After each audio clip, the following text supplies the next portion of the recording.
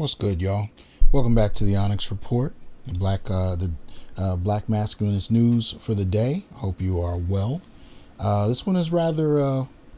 This one. I mean, the article we're dealing with today, as you guys well know, is one that people are grappling with, and I thought it useful for us to take a look at it to better understand what many are grappling with. All right. Let's see here. Let's go ahead and pull this up. Right. Okay. All right. Here we go. All right. So, title of this article, as you can tell, is Housing Advocates Say Evictions Are Continuing at Full Steam Despite a Federal Ban. Right. And this you can find on NBCnews.com. Now, this is a rather long one. I'm not going to read the whole thing, obviously, but I think it is important and it is useful to understand. And it does signify, as the manosphere has been pointing out, a massive shift in the coupling practices of Black America. I really do think the pandemic and all that it has wrought is forcing a shift in Black coupling. This is why you have people like Kevin Samuels, who's blowing up. I mean, he may have been able to blow up like this during the recession in 2008, but honestly, not to this degree. At the end of the day, it's part of the reason that the manosphere is being blown up. Part of the reason that Kevin Samuels' show. I mean, the man has gotten over 600,000 subscribers, and that was like a week ago. So, part of the reason this is happening, where you have Black women coming into the space trying to understand Black men and what they want, because they've never had to do that before, especially during my lifetime. From the 70s on, especially during the 80s, it was all about women being independent, women not needing a man, and women being very flagrant in letting men know that they were unnecessary. And since then, the number of single parent households has continued to rise, while women basically used men as sperm donors, especially the bottom 20% of Black men, as sperm donors, and would discard them when they basically gotten all they wanted out of them. And if anything, could still take them if they had gotten married via divorce or child support. So it began to, and I would argue it began to roll like a very smooth machine, smoothly oiled machine for a good while. But when you hit the recession and then the pandemic, because understand, Black America is the only community that hasn't been repaired since the recession, 2008. We're the only ones. And then we get hit with a pandemic, right? Massive impact to the Black family. And it's only now that we're starting to see in large numbers, women are starting to re-examine their position as heads of households and starting to reach out to men in a whole different manner, because the environment has pushed them to do so. In that respect, BGS has been on point for the last couple of years. When he talks about the manosphere is not just a product of a couple of individuals who came together and decided that they were going to talk about relationships and women and all the problems no, this is a product of the environment. Because for every major philosophy in the manosphere, whether you're talking about, MGTOW, whether you're talking about Ibmore, all of these at SYSBM, brothers have been doing this for decades. I've known brothers who've been SYSBM since the 80s. They just didn't have a hashtag. We didn't know what a hashtag was. There's no need for it. But I've seen brothers who were SYSBM then, Ibmore then, MGTOW then. We just didn't have those terms, and it couldn't be readily explained to people. But the only thing is the manosphere named it, and the manosphere became a space where people could actually come find out what Black men were thinking. You didn't have that prior to social media, prior to the advent of the manosphere. That didn't exist. But brothers were still responding in the ways we talk about even now, because the conditions produced it. So that's what we have here. So it reads, across the country, landlords have tried to push tenants out for offenses as minor as having a trampoline or an unkept lawn. On March 26th, a sheriff's deputy walked up to a one-story brick home in a suburb of North Tulsa, Oklahoma, and told the woman inside it was time to leave. She called Legal Aid Services of Oklahoma in a panic. Eric Hallett, the attorney on the phone, instructed her to grab important documents and medicine. There was a chance she wouldn't be allowed to return. The woman and her partner, who lived in the home with 5 children, ranging in age from 1 to 17, had thought they were going to be able to stay. They had struggled to pay their bills during the pandemic, so they had applied for federal rental assistance through a local nonprofit. 3 months before they were evicted, their landlord, Gary Ramey, received $5,600 that would go to cover their back rent. In return, he signed a document agreeing to drop the eviction case and was required by the nonprofit that issued the relief aid, according to a copy of the document shared by Hallett. Instead, Ramey moved forward with the eviction and a judge granted it. Now, the family of 7 is living in an extended stay hotel. With millions of renters staring down evictions during the global health crisis, the Centers for Disease Control and Prevention on Monday extended its nationwide ban on evictions until June 30th. The order, which had been set to expire March 31st, is meant to shield families from being pushed out of their homes. But while tenant advocates praised Monday's extension, they said the program's implementation hasn't been equal in practice. Many renters, like the North Tulsa family, are still being displaced from their homes. Interviews with renters, legal aid attorneys, housing experts, and affordable housing advocates at the state, local, and national level show a process that can be subject to the whims of local politics or geography. Depending on the courtroom, a judge hearing eviction cases might ignore the ban, questioning the federal government's authority to implement it. Other judges have questioned whether the order applies to tenants on month-to-month leases. Okay, looks like I skipped some of this. Hold on, I want to make sure I get the beginning of this sentence because apparently it didn't transfer over. Okay, so it says, across the country, landlords are continuing to find ways to get tenants out. In some cases, by declining to renew their lease or claiming that tenants broke the lease's terms. While the federal policy bans evictions based solely on non-payment of rent, it allows evictions for other issues, such as damaging property or engaging in criminal activity. And renters may be unaware of the steps they need to take to ensure the eviction moratorium applies to them.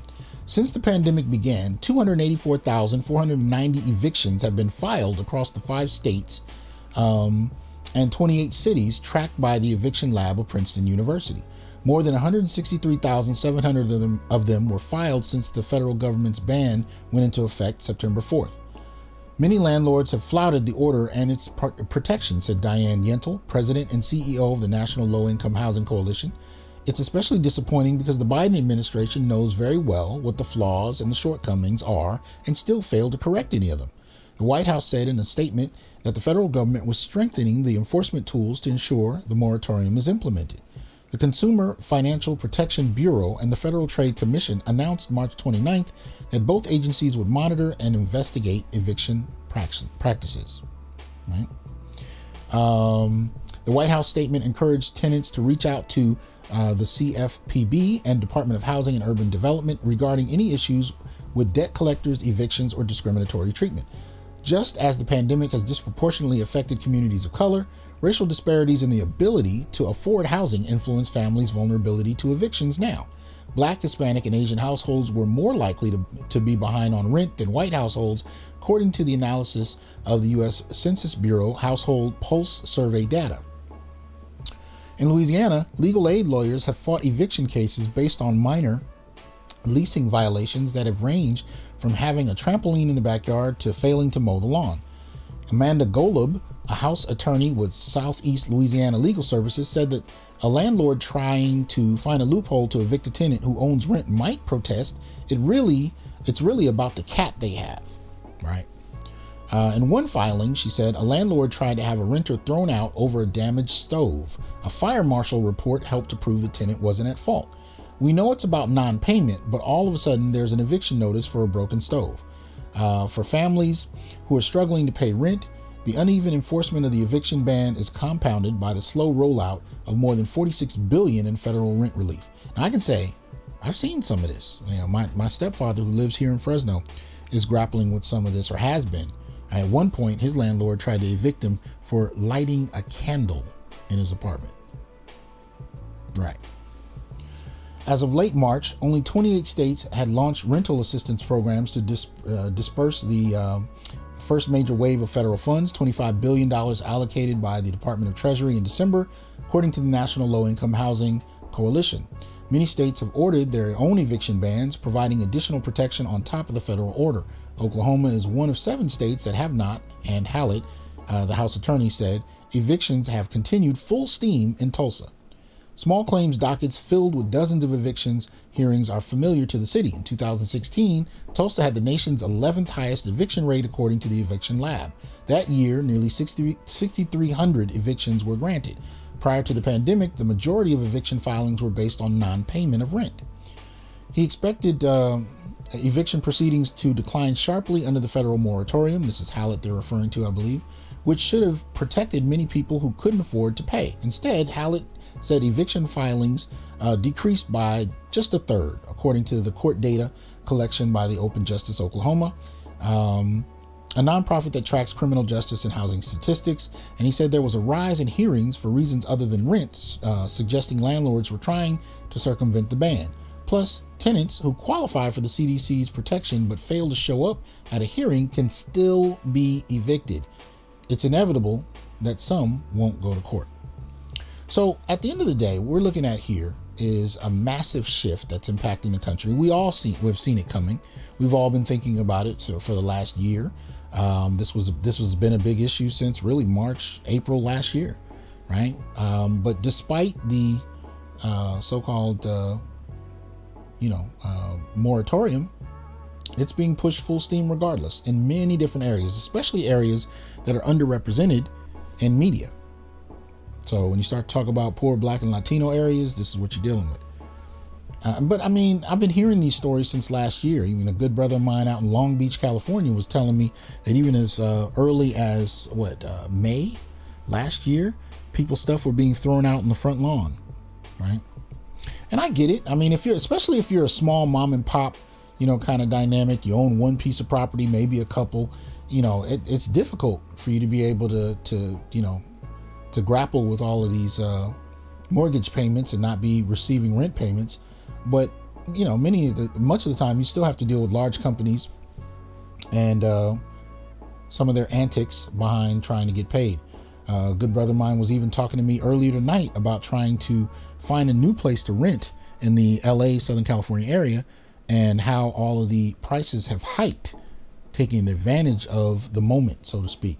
So he was finding it difficult to find housing there because of the price hike. And I'm sure some of you in the comments will have some stories to bring to bear on this situation as well. All I can say is this is a moment many of us dreaded because we knew the impact on the Black community would be disproportionate, and it's going to be tough. So in as much as many of us have been waiting for a massive shift and how coupling kind of goes down and what considerations men and women have in dealing with each other, we didn't necessarily anticipate something like this. So gird your loins. Hope you have a strong stomach. We're going to continue to see all kinds of crazy things. This is one of the things I've been talking about in terms of the stories that have been coming out about mothers killing their children, running over boyfriends and husbands who are wanting to leave. These kind of stories all take shape and start to, really become clear when you look at the environment in this manner. And this is just dealing with housing. I mean, there are so many other issues at bay, employment, you name it, but just dealing with housing, you can see the stress. I mean, even the picture that I'm showing here, this is a mother and son. You can see the stress on both of them just right there, So that said, hey, you guys be careful out there. Keep your head on a swivel. Make sure you look out for yourselves and your loved ones. And all I can say is I hope for the best.